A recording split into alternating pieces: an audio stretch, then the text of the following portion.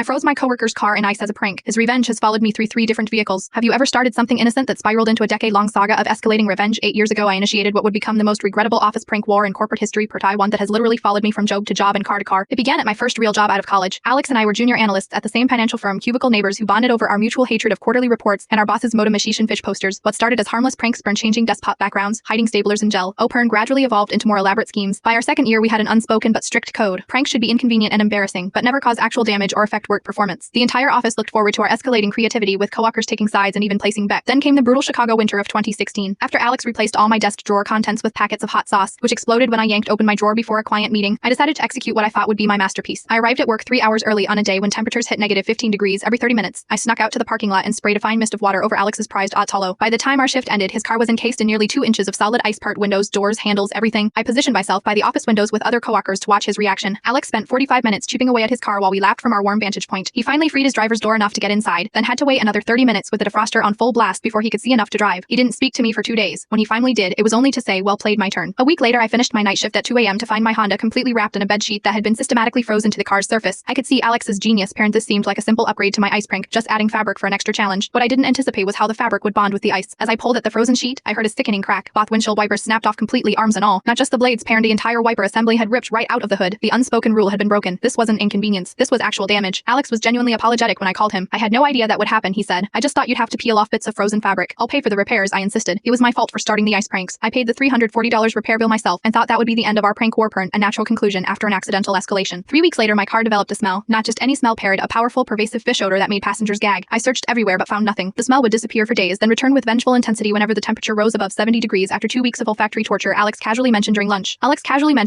"By the way, I hid 12 pieces of smoked herring throughout your car. Consider it my retirement from our prank war." I found 11 pieces over the next month, parent under seats tucked into air vents taped inside the spare tire compartment. But that 12th piece remained elusive, continuing to announce its putrid presence on hot days. 6 months later, I finally discovered the last herring fragment hidden under the carpet beneath the rear window. By then, the smell had permeated every fabric surface in my vehicle. I sold that Honda the following year when I moved cities for a new job. I disclosed the previous fish incident to the buyer and accepted a price well below market value. But here's the truly haunting part. I've owned 3 cars since then, 3, and somehow, despite professional detailing and even replacing all fabric interior in one vehicle, every car I've owned carries a faint fishy smell that emerges on hot summer days. Alex and I still keep in touch. He's a godparent to my daughter now. Year we meet, and the temperature rises above 80 degrees, he'll casually sniff the air around me and smile. "Still there, huh?" He'll ask innocently, the lesson: never start a prank war you aren't prepared to lose. And if you do lose, maybe don't transport fish in your vehicle for any reason ever. Some revenge doesn't just hit harder than expected, it follows you for life.